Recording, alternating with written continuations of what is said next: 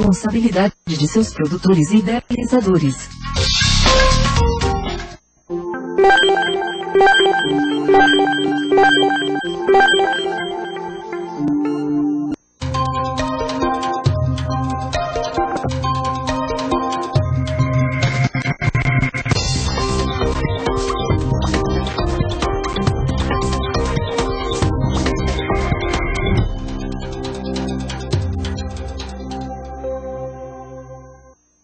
Olá, estamos iniciando mais uma edição do Urban View, um olhar sobre as cidades, programa que é uma produção da Urban Systems, com a apresentação minha, Gilberto Brandt, e a produção e participação da Sandra Lanza. Bom dia, Sandra, tudo bem? Bom dia, Gilberto, como vai? Tudo ótimo. E bom dia, boa tarde, boa noite a você que está com a gente em mais um Urban View aqui na AltV. Sejam todos bem-vindos.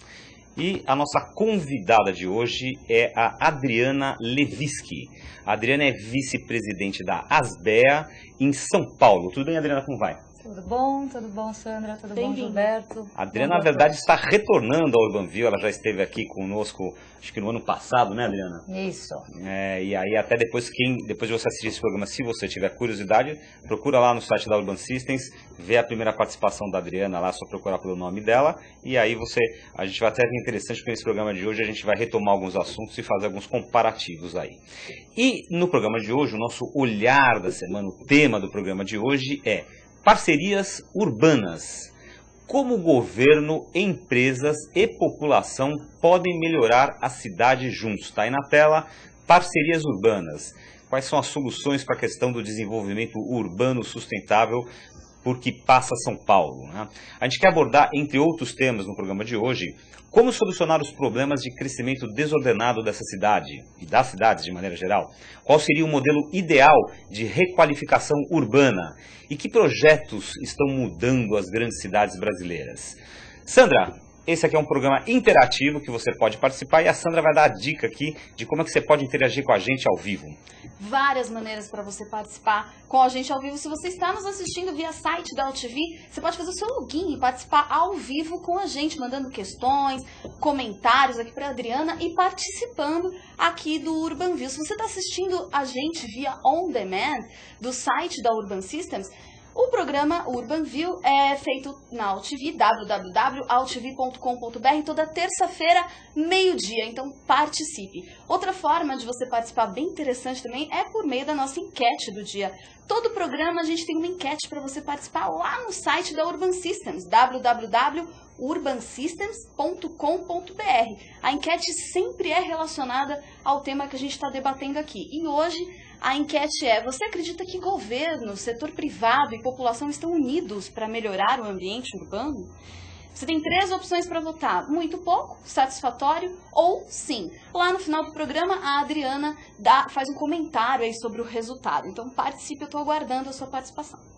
E a gente começa esse bate-papo com a Adriana justamente falando um pouquinho da Adriana, que é arquiteta urbanista formada pela FAU, pela Faculdade de Arquitetura e Urbanismo em São Paulo, e titular do escritório Leviski Arquitetos, Estratégia Urbana. Atualmente ela é vice-presidente em São Paulo da Associação Brasileira dos Escritórios de Arquitetura, a ASBEA, membro do Conselho Deliberativo do Conselho Brasileiro de Construção Sustentável, o CBCS, e também representante dos Instituto de Arquitetos do Brasil, IAB, na Comissão de Edificações e Uso do Solo. Adriana, você esteve conosco, está aqui, o roteiro não nos deixa mentir. Você esteve conosco no Urban View aqui em 2011. De lá para cá, muita coisa mudou aqui em São Paulo, né? Muita coisa mudou, Inclusive a sua chegada à vice-presidência da ASBEA, que é a Associação Brasileira dos Escritórios de Arquitetura. O que você observa, Adriana, na sua visão aí, que melhorou e piorou na vida da cidade nesse período? Se a gente for dar uma lente assim rápida nessa história, que você fala assim, de um ano para cá, um ponto positivo é esse, outro ponto negativo é aquele lá? Olha, eu acho que talvez a melhor maneira da gente refletir sobre esse assunto é o tema da sensação de bem-estar da população na relação com a cidade, né? Eu acho que se a gente perguntar para qualquer morador paulistano o tema da segurança e do trânsito, né, são temas bastante presentes nos jornais, no rádio nas discussões em prol da cidade. São né, temas que dominam todas as conversas de bares e conversas sociais e profissionais. Todas, né? Pois é. Perdi a reunião porque meu carro demorou, eu estava dentro da garagem do edifício e eu fiquei 1h30 na fila para conseguir sair da garagem e chegar na boca de saída do condomínio, né? E por aí vai, não consegui entrar no metrô, porque estava lotado, esperei 4 ou 5 metrôs para poder entrar e pegar o trem. Tenho dificuldade de andar a pé para ir para um ponto de ônibus, porque a calçada está esburacada, eu tenho que andar no meio da rua, não tenho segurança nesse sentido, à noite tenho medo de pegar um transporte público. A iluminação, às vezes, é precária. Também, precária. Né? Então, enfim, eu arriscaria dizer que o elenco de sentimentos e experiências da população na sua relação com a cidade, com o espaço público, ele é extremamente mais negativo do que positivo e vem vindo num processo ascendente nesse sentido, né? O que é bastante preocupante. E eu tenho notado que mesmo coisas, eu vou agora falar eu, Gilberto, como cidadão, né? Mesmo coisas positivas que você vê, por exemplo, eu saio ali na jornalista Roberto Marinho com a Santo Amaro, estão construindo um metrô de um lado e acho que um VLT de outro, né?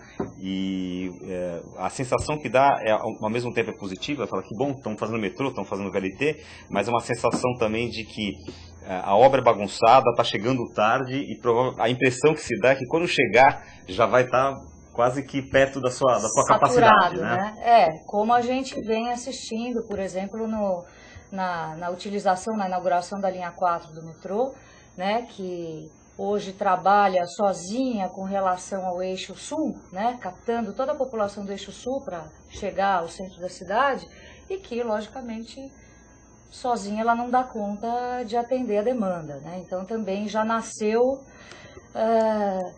sufocada, né? Pode ser que na hora que se complementarem as demais linhas que vão ser expandidas nessa região, isso vá se reequilibrar um pouco. Mas, na verdade, estamos correndo atrás, né?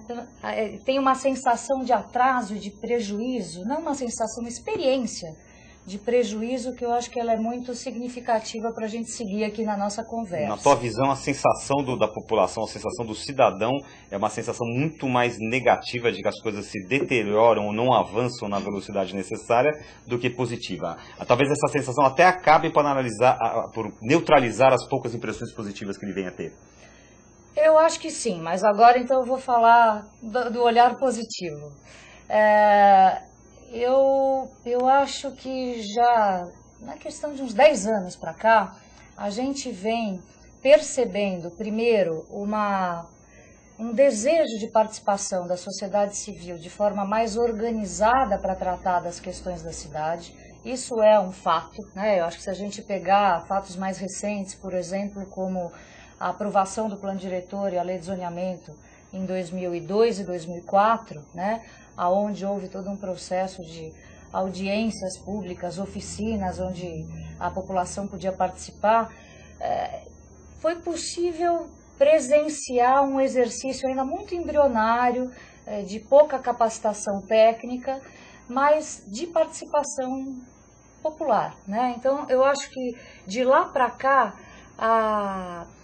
o amadurecimento de uma sensação de pertencimento, de vínculo com a cidade, ele vem crescendo. Isso é extremamente positivo e fundamental para que se acredite num processo de melhora das nossas cidades, né? Se não tiver uma relação, um vínculo, uma cumplicidade, que é o tema da nossa conversa, né, entre a sociedade civil, os empreendedores, né, a iniciativa privada organizada nos seus setores de atuação, o poder público, cada um vai andar para o seu lado, com seus interesses, e a gente não vai chegar na consolidação de um bem comum.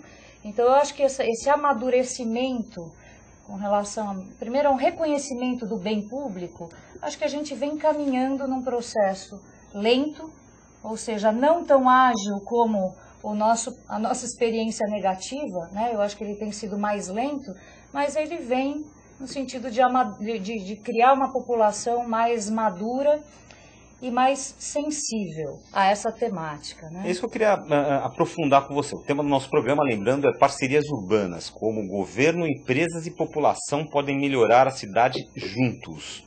De maneira geral, o que a gente percebe, a percepção que nós temos é que pouco se participa ainda, quer dizer, a iniciativa privada não conversa com o poder público, ou o poder público, quando conversa com a iniciativa privada, é uma coisa complexa, legislação, etc. e tal. E a população, por sua vez, parece assistir a tudo de uma maneira meio indiferente, né? Eu, curiosamente, estava falando disso, eu recebi aqui um e-mail hoje, dizendo que, aproveitando a volta da Lei Municipal de Calçadas, a pauta da Câmara Municipal de São Paulo, nessa terça, 9 de abril, haverá uma audiência pública. Quer dizer, esse é um fato, por exemplo, que eu fiquei sabendo aqui porque me comunicaram por uma questão profissional, mas a gente não fica... não é uma coisa tão divulgada assim para o poder público. Olha, venha discutir um projeto que impacta diretamente você, que é uma lei de calçada, é você que vai ter que pagar a reforma da sua calçada, é a prefeitura que vai pagar e você reembolsa a prefeitura, é dever da prefeitura cuidar da calçada, não é? Então isso é uma discussão que mexe inclusive no bolso do cidadão. E o muitas cidadão vezes eles querem discutir, né? O cidadão querem, quer, mas a gente não sabe que está acontecendo isso daí. Então, eu queria que você aprofundasse um pouco mais essa avaliação, até que ponto que é preguiça e indiferença da população, ou até que ponto ela não é estimulada a participar? Então, eu acho que é uma questão complexa, onde cada um tem a sua responsabilidade nesse cenário que a gente se encontra, né? Eu acho que a gente vem de um histórico de uma população muito passiva, né, e que recebeu historicamente uma atuação governamental muito assistencialista ou imperativa. Então isso gerou uma cultura, uma forma de lidar com as questões públicas, com as questões comuns, né? Então eu acho que tem essa questão, dentro dessa própria memória estrutural de como as cidades se expandiram, como a estrutura política vem se desenvolvendo na história do país, isso também se retrata nos modelos, né, de atuação de políticas públicas, de participação da sociedade nessas decisões. É uma formação que precisa acontecer, uma cultura que está em transformação, né? Ela precisa ser qualificada. Então a gente vê, por exemplo,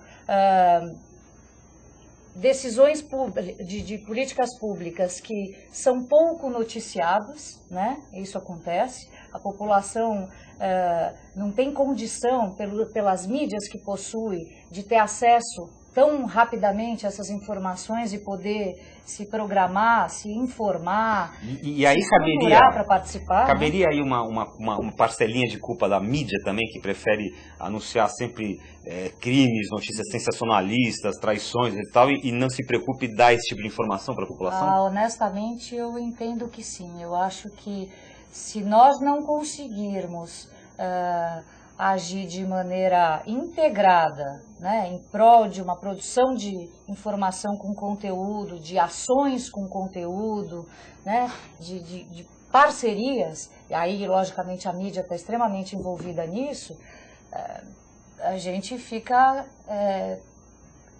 capenga de uma perna aí para poder ter ferramentas para interagir, né? É um paradoxo, né? Interesse do público e interesse público também, né? Fica exato. via dupla. Mas também, quer dizer, se existe uma parcela de culpa da mídia, existe uma parcela de culpa também do poder público, porque eu nunca, na minha vida morando num bairro, eu vi uma faixa pendurada dizendo assim: olha, a administração regional ou a prefeitura de São Paulo vai fazer uma intervenção viária aqui, a gente queria discutir isso com você, compareça no ginásio de esporte e tal. Quer dizer, a prefeitura, o poder público também não toma a iniciativa de se comunicar com o cidadão, né? Não, e o cidadão também, a culpa é de todos nós, né? Eu acho que é importante a gente partir desse pressuposto, né? Não tem um mais culpado, outro menos culpado, e a partir do momento que exista uma estrutura positiva, no sentido da interação, as regras para se qualificar esse diálogo, elas são extremamente importantes. Não vale propor um fórum de discussão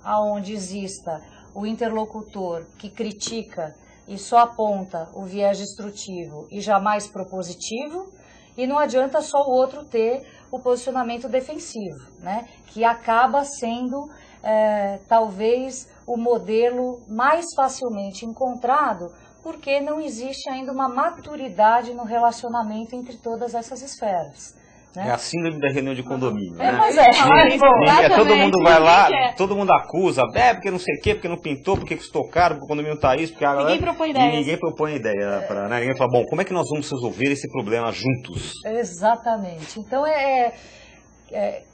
aí vem, eu entendo, a importância de uma atuação estratégica da figura do gestor, né? Seja ele público ou privado. Mas aquele que representa uma condição maior de atuar do ponto de vista da gestão, da integração, do macroplanejamento, né? Seja para qualquer projeto for, existe uma responsabilidade nessa figura e um poder nessa figura de poder atuar para o bem ou para o mal, né? Então, se essa figura, que pode também não só apartadamente, poder público e privado, mas em conjunto buscar modelos para poder qualificar a informação, trazer ao debate a discussão de uma maneira menos passional e mais técnica, né? É um caminho interessante. Agora, isso precisa ser um valor, né? É uma questão de cultura. Você estava falando aqui, me ocorreu uma ideia. Eu mudei recentemente de bairro, faz 2 semanas eu mudei, já precisar de um bairro para o outro. E imagina se você andasse na rua e tivesse uma plaquinha assim, ó, olha, esse bairro é administrado pela administração regional de Pinheiros, da Lapa, etc e tal. O administrador é o senhor tal, para entrar em contato com ele, telefone ou então assim, uma outra plaquinha um pouquinho mais para frente, ó, esse bairro tem uma associação de moradores, você devia participar, você devia fazer parte, inscreva-se ali. A gente não tem esse tipo de informação enquanto cidadão, né? Quer dizer, você tem que ir atrás, você tem que buscar, se você quiser essa informação, você tem que ir lá, quase que cavar essa informação, quer dizer, realmente falta essa divulgação, esse incentivo à participação também da população. Eu acho que falta, acho que faz parte desse mesmo contexto todo que a gente está falando. Agora, também vejo como ainda uma postura muito passiva da população, que, bom, facilmente, com todas as mídias que a gente tem, a gente está hoje num programa em mídia digital, né, que todo mundo pode ter acesso a qualquer momento. Você entrar no site da prefeitura e buscar um canal de comunicação não é já mais uma coisa tão complexa, difícil de acontecer, né?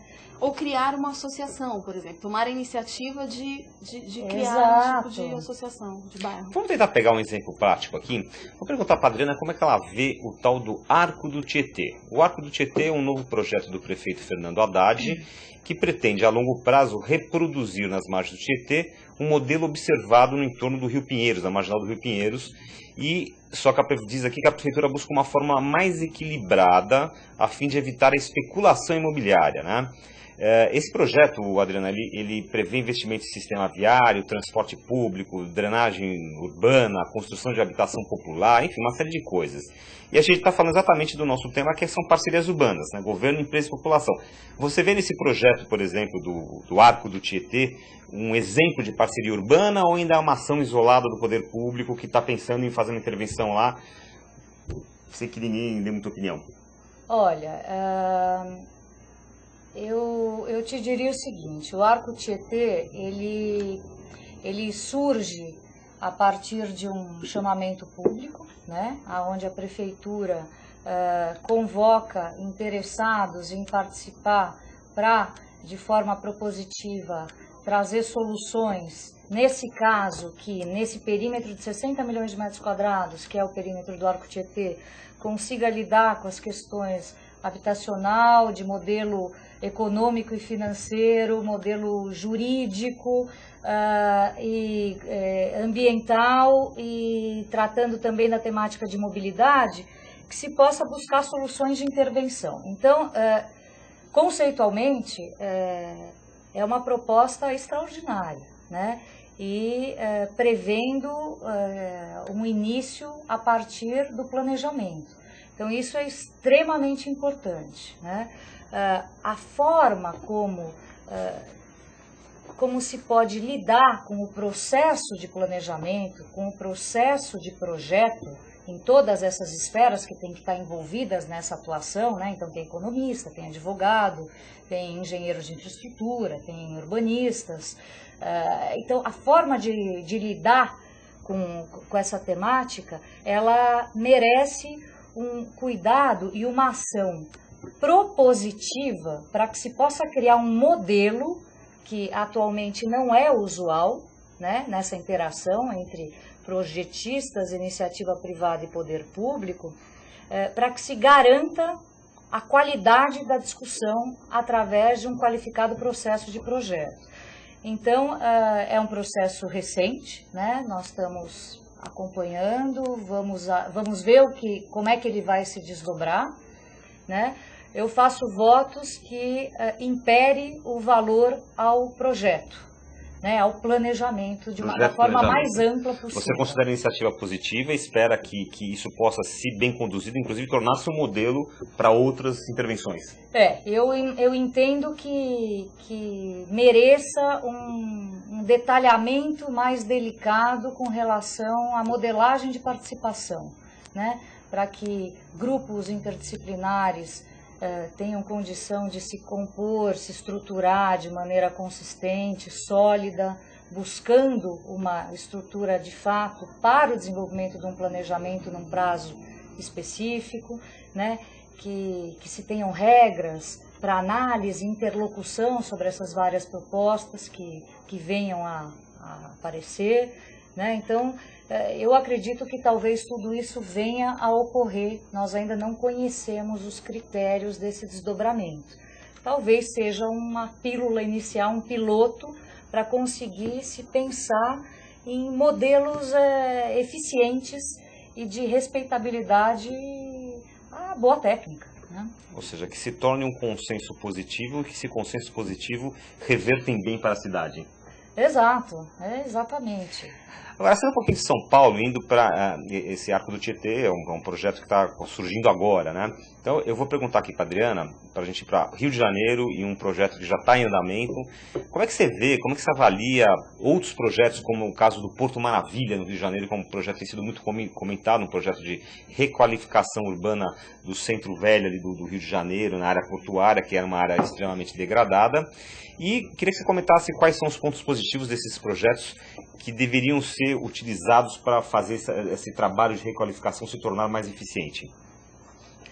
Bom, o Porto Maravilha eu vejo como uma experiência muito interessante, né, que também ela é nova com relação àquilo que a gente ainda tem que assistir com relação aos resultados e ao longo tempo de implantação das intervenções, né? É um projeto ousado, de largo alcance e que vai exigir uma participação ao longo do tempo bastante intensa para que a gente consiga ter de fato resultados efetivos de requalificação urbana, né? Agora, o processo foi muito interessante, né? Ele é diferente desse modelo que nós acabamos de falar com relação ao Arco Tietê. Ele surge da estruturação de uma legislação que apresenta as regras de expansão e de intervenções urbanas, né, com algumas estratégias específicas de intervenção, e aposta ao longo do tempo num processo de captação de interessados em participar desse processo ao longo do tempo. É um processo onde o poder público pilota, ele dá o start do processo, dá o Exato. início ao processo, na expectativa que, feitas as suas intervenções e implantada essa nova legislação, a iniciativa privada venha complementar esse processo. Exato. É um modelo que nós já conhecemos, já temos uma experiência maior, né? Por exemplo, voltando um pouco para São Paulo, fazer uma comparação com as operações urbanas que a gente tem aqui, né? Que é uma lei aprovada pelo município e existe a participação do interesse privado mediante contrapartidas e com expectativas de requalificação de infraestrutura para poder viabilizar o desenvolvimento urbano de um perímetro específico, né?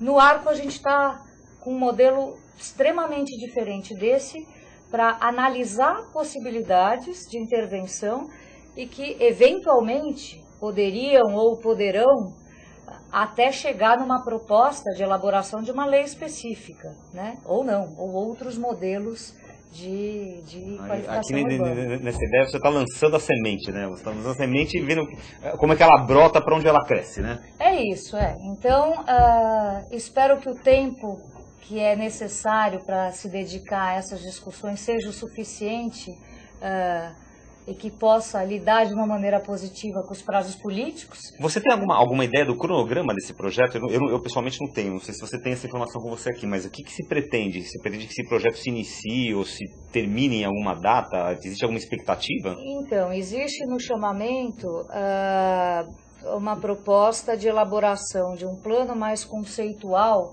que vai indicar a modelagem de intervenção vinculada a essas esferas, né, da mobilidade urbana, da habitação, a questão ambiental, modelagem jurídica e econômica. Esse plano conceitual vai levar 2 meses a partir do dia 15 agora. E depois dessa data vai haver uma seleção dessas propostas pela prefeitura e os grupos selecionados, de alguma maneira que nós ainda não temos notícia, deverá se estruturar de alguma outra forma, não sei todos os grupos se vão participar separadamente ou em conjunto, para ter mais um período de 8 meses, se eu não me engano, para o desenvolvimento de uma proposta dentro dos temas que cada grupo desse elencar. Meio que unificar uma proposta um pouco melhor detalhada. Isso ainda está muito embrionário, né? A gente não tem elementos para saber como é que vai ser a condução desse processo. Isso me gera surpresa, dúvida, mas estou apostando para que seja um caminho aí para buscar um modelo interessante daqui para frente. Temos que ser otimistas. Agora, eu queria falar um pouquinho da tua eleição, né, como vice-presidente em São Paulo da Associação Brasileira dos Escritórios de Arquitetura. Eu acho que é interessante que você aborde aí para quem está nos acompanhando, para quem está nos assistindo, o que é a ASBEA, exatamente qual é a missão dela, de uma forma resumida, e como é que você chegou aí, como é que te despertou esse interesse de atuar dentro da ASBEA, e depois a gente pode também falar um pouquinho qual a visão da ASBEA em relação a essa questão que a gente estava conversando aqui. Ok. Bom, a ASBEA é a Associação Brasileira dos Escritórios de Arquitetura. É uma entidade, como o próprio nome diz, que trata das questões relacionadas à estrutura empresarial do escritório de arquitetura, né? E com relação a isso se preocupa com as questões de capacitação das empresas, qualificação, levar informações aos escritórios e buscar soluções para questões que sejam de um pleito comum vinculado à prática da produção de arquitetura e urbanismo de maneira empresarial, né? Então, nesse sentido, a ASBEA tem uma atuação bastante importante no foco técnico, né, com relação ao desenvolvimento de trabalhos técnicos que vão capacitar seus escritórios e, por outro lado, uma atuação institucional, política, bastante preocupada com as questões vinculadas à prática do projeto, à questão do direito autoral, do valor da autoria, as questões de contratos, modelos de relacionamento profissional com relação ao projeto, né? Como se faz um projeto, a questão da normatização, então a discussão nos processos de elaboração e revisão de normas, né? Hoje, por exemplo, a norma de desempenho passou por um largo processo de discussão e entra em vigor no 2º semestre. Nós tivemos uma participação bastante grande nessas discussões do plano diretor, da revisão do plano diretor, na sugestão de regulamentações, resoluções, atuações regulamentares da lei com relação à atuação no desenvolvimento do projeto, discutindo sempre a relação do edifício com a cidade, né? Então, através de uma série de grupos de trabalho, a ASBEA desenvolve esse processo de pesquisa técnica e de interlocução com as várias esferas institucionais ou políticas públicas em prol de uma requalificação dessas então, bases de atuação. Tem né? essa interface aí com o poder público, com as esferas regulamentares. Sem dúvida, sem dúvida. É uma entidade de 40 anos, né? Então já tem um histórico aí bastante importante de conquistas com relação às questões urbanas. Né? Por exemplo, aquilo que está muito na memória do paulistano, que é a Cidade Limpa, né? Ela nasceu de uma proposta muito insistente das BEA com relação à questão da paisagem urbana, do bom tratamento da paisagem urbana, né? E, bom, tem uma série de outras questões mais específicas aí. Interessante, eu não sabia que a Lei Cidade Limpa tinha aí sua gênese, digamos, nas BEA. Tem uma participação muito estratégica. Então, fazendo um link aqui entre as BEA, essa atuação, essa interface que as BEA faz com o poder público, em relação a esses projetos de requalificação urbana, vocês participam ativamente, por exemplo, num projeto como esse do Arco do Tietê que a gente estava citando aqui, as BEA vai lá, vê o que está sendo feito, dá a opinião dela, como é que funciona isso? Então, as BEA participa sim, se coloca com relação às dúvidas e, enfim, receios ou sugestões com relação ao desdobramento desse processo. Nós já temos tido um acompanhamento e uma interlocução com a Prefeitura, mais especificamente com a Secretaria de Desenvolvimento Urbano, para tratar e acompanhar essa questão, né? Então, sim, existe uma aproximação das BEA buscando tratar e cuidar da garantia de uma qualificação da atuação, do projeto nesse processo todo de atuação, né? Para ele não ser um projeto que foque a obra, mas que ele foque o planejamento, que ele premie o processo de desenvolvimento e planejamento de projetos, né? De macroplanejamento. Então, nesse sentido, eu acho que tem um andar da carruagem aí por vir, né? Uma discussão de como é que esse processo vai amadurecendo, como é que esses consórcios vão ter seus projetos valorizados e o desenvolvimento dessas discussões amplificadas, né? Então, eu acho que ainda ele está muito embrionário para a gente poder apontar especificamente algumas questões, né?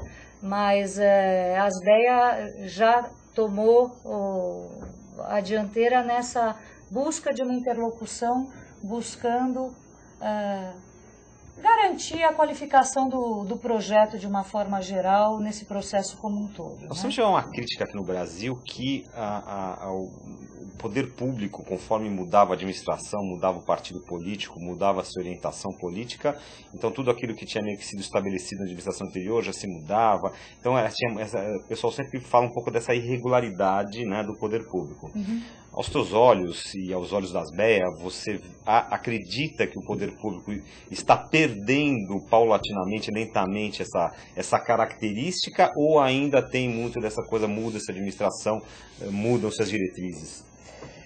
Eu, infelizmente, acho que a gente ainda mantém esse mesmo modelo político, né? Então, às vezes com mais sorte, menos sorte, em função das possibilidades de parcerias e trocas entre parceiros políticos, né? Mas, infelizmente, eu acho que a gente ainda não conseguiu instituir uma esfera de atuação e de continuidade de intervenções e planejamento da cidade que garanta a sua força de forma isenta, que não seja fragilizada pelas alterações e desejos políticos, né? Então, e eu acho que seria uma coisa bastante viável de se implantar. Por exemplo, vou dar um exemplo muito prático de uma proposta que já existiu na época da aprovação do plano diretor e certamente vai se manter presente nas nossas propostas agora de revisão da legislação, que é a criação de uma esfera mista, né, de uma instituição, de um ambiente misto, talvez através de uma agência de planejamento, mas que tenha a interlocução das esferas do setor, dos setores de intervenção no espaço urbano, a sociedade civil organizada, o poder público nas suas instâncias técnicas e não políticas, para poder debater, discutir projetos, discutir vetores de desenvolvimento e criar, de fato, um banco de dados e de informações, de conteúdo para a cidade que são da cidade e não de uma administração.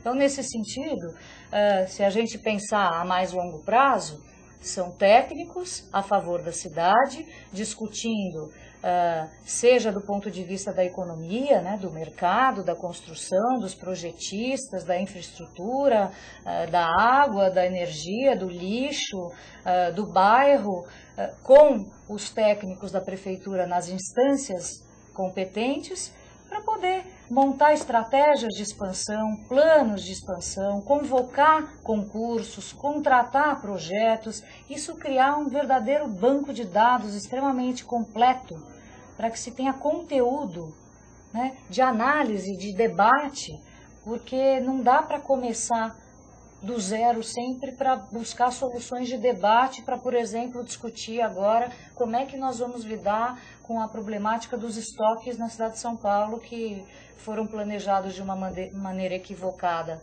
no passado, né, na lei de zoneamento em 2004, e agora a gente tem um tema, um buraco negro para discutir com uma densidade de dados ainda muito frágil. E esses dados, digamos assim, se perdem no decorrer das administrações, né?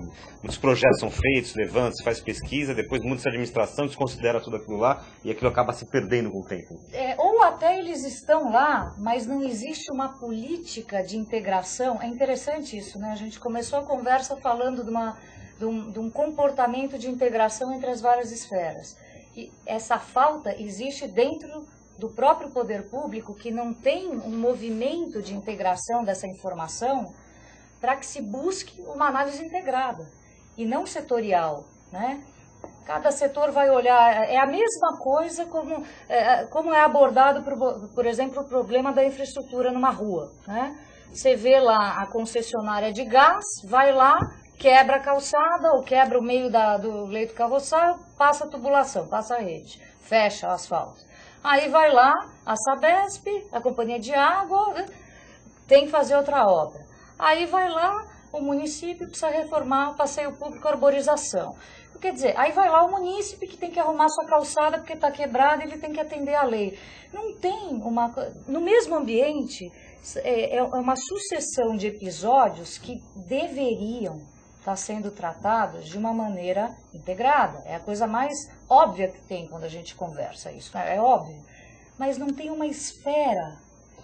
Isso que você está falando é um exemplo bastante interessante, porque há pouco tempo atrás teve um caso de uma concessionária que pegou a planta dela, sei lá, com gás, minha planta de gás, passa aqui. Foi lá, furou, na hora que furou o cano de água, porque não tinha a planta da Sabesp, não sabia que passava ali do lado, tinha um tubo de água. Exato. Então tem esse tipo de complicação, né? Bom, mas agora a gente vai ver um pouquinho na prática como se comporta essa questão da requalificação de locais urbanos, de atendimento a planos diretores urbanísticos, estudos de viabilidade, porque eu vou pedir para a Ilha colocar aí na nossa telinha o nosso UrbanView em Foco. E para pegar bem esse exemplo, assim que estiver na tela, a gente vai falar do projeto da Avenida 9 de Julho. Ali, isso, né? Isso. Então, dá para vocês colocarem, por favor, na tela? Eu vou querer que vocês coloquem, por favor, o penúltimo e último slide, que é um comparativo que a gente tem aqui bastante interessante de uma área da 9 de Julho, que mostra exatamente o que faz uma intervenção urbanística, né? Pois é. Revelador de uma intervenção urbanística. Enquanto o pessoal coloca, pode comentar. Então deixa eu contar um pouquinho, Conta porque esse processo foi muito interessante, ele não está concluído, espero que a gente consiga gerar desdobramento nesse caso específico, mas foi um projeto que surgiu de uma manifestação de um interesse da própria população local, estruturada nas suas várias associações de bairro, associações culturais, né, que se organizam. Quer dizer, aqui emana da população. Sociedade civil. Da sociedade civil. Né, organizada de maneira institucional e que demandou por uma requalificação daquele eixo da 9 de Julho, onde tem a Praça 14 Bis. Bom, nós começamos a buscar uma solução para isso, então a primeira maneira foi ouvir a população nas suas demandas, quais eram as expectativas de requalificação. levantar tudo que essa região tem de potencialidades e problemas, e buscar aquilo que seriam projetos de infraestrutura que ou seriam necessários de serem desenvolvidos no momento, ou que já estavam em análise. Aí, no caso, por exemplo, a gente tem o grande vilão dessa história, que é a drenagem, né? Então, a gente está cansado de ouvir falar em São Paulo, como uma série de outros centros urbanos, nos problemas vividos com as enchentes. 14 bis é uma... Vira e mexe ali, vira um verdadeiro rio, né? Um rio, exato. Na verdade, existe um rio embaixo da 9 de julho, existe uma discussão sobre soluções de macrodrenagem, se faz piscinão, como é que faz a requalificação daquela canalização toda ali. Então, pensando na oportunidade já emergencial de se pensar nessa temática da macrodrenagem, que certamente não está ligada só com a questão desse eixo da 9 de julho e com o piscinão que estaria na 14 bis, mas com toda a discussão da macrodrenagem no eixo Tamanduateí, começou-se uma discussão de como buscar compatibilizar e sobrepor as diversas infraestruturas que poderiam ser trabalhadas ali para se criar uma solução integrada. Então, essa foi a busca, a metodologia, vamos dizer assim, adotada nesse projeto, de busca de se associar às soluções... Só um pouquinho, Adriana. Agora o pessoal que está nos assistindo está lá na tela, agora sim. Então aí a gente tem o quê? A gente tem o hoje, né? A gente tem a visão atual da Avenida 9 de Julho ali, Isso. na altura da Praça 14 bis. Então a gente tem aí um prédio muito grande, tem um viaduto passando ali com esses pontos de ônibus vermelhos ali, né? Isso, inacessíveis, as pessoas precisam somente através de escadas chegar no ponto de ônibus. Quer dizer, se a pessoa, por exemplo, é deficiente física ou tem idosa, etc e tal, já é complicado você subir ali. Complicado. E ali vira uma espécie de minhocão, porque só passa carro e ônibus, carro e ônibus, carro e ônibus, degradando um pouco uma área que até pouco tempo atrás era uma área nobre. Então, exatamente. E esses exemplos já estão aí visíveis, né, no passeio público, na ocupação irregular embaixo do viaduto, nas áreas de estacionamento, a degradação dos prédios, a perda de valor imobiliário, enfim. Vamos colocar, por favor, a próxima slide, o slide seguinte. Agora esse aí é o projeto. Esse é o projeto, na verdade é um ponto de um projeto que tem 2 quilômetros de intervenção, essa proposta de desenvolvimento de projeto, e que ela busca integrar soluções de macrodrenagem, associando a pesquisa de pavimentação em áreas públicas, iluminação, arborização, né, alargamento de calçadas, um novo regramento para estacionamento de veículos, um eixo exclusivo para o ônibus, porque na verdade o viaduto dá conta de atender quase que exclusivamente as linhas de transporte coletivo, então elas foram enterradas. Esse trabalho aconteceu logicamente tendo uma interlocução bastante intensa com as secretarias do município responsáveis por esses temas, então ligado ao transporte, ligado à infraestrutura urbana, para a gente entender se essa proposta seria viável, né? Tanto do ponto de vista da operação do transporte público quanto das instalações da infraestrutura. E como tendo sido sinalizada a solução como uma solução favorável, esse processo avançou.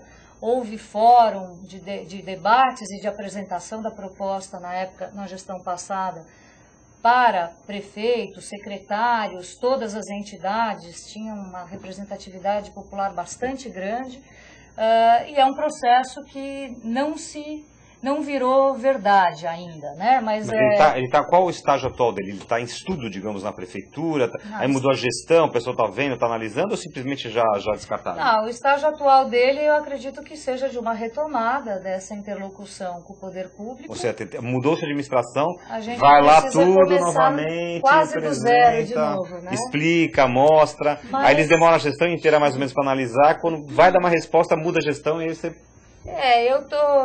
Eu costumo ter uma visão otimista. Vamos lá, vamos de novo e vamos tentar apresentar o entendimento, né, e a importância de um projeto como esse, até como um piloto do ponto de vista de intervenção integrada, para se poder criar procedimentos para o próprio poder público atuar nos seus editais, por exemplo. Não adianta lançar um edital de drenagem, aí ganha um consórcio, ele vai lá, rasga a rua e faz o piscinão, e fecha a rua, e acabou. Por que os editais não são editais complexos de requalificação urbana? É muito simples. Já junta tudo num edital só. Então, não é difícil. É só querer, precisa ter vontade política. Exato. Adriana, nós temos muito projeto para apresentar aqui, mas a gente tem tempo para apresentar mais um. Nós vamos falar da Praça Vitor Tivita, nós vamos falar do Museu Aberto Cratera de Colônia e do loteamento Rubens Lara. Qual que você prefere, que você acha mais significativo aqui dentro desse momento dessa conversa, que todos são significativos? Olha, eu acho que... Puxa vida, escolher um filho é difícil. Ah, né? Você tem que abrir mão de um filhinho. Olha, eu acho que, vamos lá, vamos falar da Praça Vitor Tivita. Então, por favor, Ilha, agora são os slides iniciais, a gente tem um primeiro slide ali que a gente fala sobre o conceito de sustentabilidade, acho que logo mais vai aparecer aí na tela, e logo na sequência a gente tem uma imagem da Praça Vitor Tivita, que fica aqui no bairro de Pinheiros, em São Paulo. Isso. Exatamente, na Rua Sumidouro. Tá, isso é uma iniciativa, a praça é pública, né, poder público, mas é uma iniciativa do poder privado, é isso? Então, esse é um exemplo, eu acho que de começo, meio e fim, ou seja, processo, né, aonde nós conseguimos tratar essa temática que apareceu para vocês de sustentabilidade da maneira mais integrada possível. Vamos ver lá o slide da sustentabilidade, volta por favor o slide da sustentabilidade para a Adriana... Que é poder abordar o espaço, a intervenção, o patrimônio público, focando esses 5 temas que estão aí na tela, né? Ou seja... Cultural, ambiental, econômica, social e urbana. Isso aí. São 5 vetores de análise da questão da sustentabilidade. Então, eu vejo que esse projeto é um exemplo feliz nesse caminho, né? De nós termos conseguido abordar uma propriedade. O que é o projeto? Né? Uma propriedade pública. Tá aí, ó, tá aí na tela, então, agora Praça Vitor Tivita, né? Isso, então, uma propriedade degradada, pública, que através de um processo de parceria entre poder público e iniciativa privada... Era uma propriedade contaminada. Contaminada, desculpa a falha aqui mas era uma propriedade então, que estava contaminada. Contaminada e que existia uma expectativa de poder devolver ao uso da população. Então, a forma como nós entendemos mais eficiente e rica, né, de entregar isso para a população é transformar a área no Museu da Sustentabilidade, que é um espaço de oportunidade para trazer a reflexão da população, as questões vinculadas aos processos de remediação, reabilitação, recuperação, descontaminação de áreas, né? Então tem todo um trabalho técnico, informativo sobre essa temática e de práticas sustentáveis do ponto de vista construtivo, ambiental, do consumo de energia, do consumo de água, né? Então, na verdade, é um grande passeio informativo e que convida a reflexão sobre responsabilidade social, envolvimento da população com o patrimônio público. E hoje, mais interessante ainda é imaginar que esse espaço ele é administrado por uma associação de amigos da praça, que é um grupo de empresas. Ou seja, novamente, a população tomando conta do seu espaço, preservando o seu próprio espaço. Né? E funciona, e gera produção cultural, e gera atividade física, gera convivência, gera vínculo. Né? Então, é um exemplo que eu acho que traz temas que são interessantes da gente pensar de uma maneira mais livre, e mais do que isso, mais participativa de todas as instâncias que a gente vem falando aqui. Muito bem, nosso programa está chegando ao fim, nosso tempo está praticamente estourado. Eu vou pedir para Sandra Lanza falar rapidamente sobre o resultado da enquete, com uma curiosidade que a gente não contou no começo do programa. Essa enquete é exatamente a mesma enquete que nós fizemos na outra participação da Adriana no programa Urbanville em 2011. E na última visita dela, a resposta a essa enquete, se o governo, o setor privado e a população trabalhavam juntos para melhorar o ambiente urbano, as respostas foram 80% muito pouco, 20% satisfatória e 0% sim. Sandra, o que mudou de lá para cá? Olha que interessante, tivemos mudanças aí, então, na nossa enquete. 0% diz que sim. Mantém, tá igual. Mantém, exatamente. Eu só não tô 7% acreditando. disseram satisfatório e a maioria, 93%, diz muito pouco. Então teve não, aí muito pouco aumentou de 80% para 93%, ou seja, parece que, como você falou no início do programa, essa sensação de descrença, essa sensação de que as coisas não estão piorando, parece que se repercute aí no resultado da nossa enquete. É isso mesmo? Você concorda? É triste precisar concordar com isso, mas sim, eu acho que é o reflexo de todo um processo muito pouco cuidadoso com a temática urbana ao longo de todos esses anos, né? Então, que seja um sinal de alarme para que todas as esferas sensíveis possam pensar em modelos de interação mais qualificados e mais proveitosos e produtivos. Esse negócio está ficando interessante. A gente vai convidar a Adriana aqui todo ano, porque a gente vai monitorando, né, como é que está essa satisfação, né? Vamos lá. Bom, eu agradeço muito a Adriana Levinsky, vice-presidente da Asbeia em São Paulo, pela presença no Urban View aqui mais uma vez. Obrigado. Um prazer, é sempre muito bom estar com vocês. Pois é, pena que não dá tempo para a gente falar tudo que a gente tem que falar, né? Um gostinho de quero mais. Sandra? Obrigada pela participação de todos vocês e até a semana que vem com mais um Urban View super especial aqui na UlTV. Legal. Esperamos você terça-feira que vem ao vivo aqui na UlTV a partir do meio-dia. Um abraço.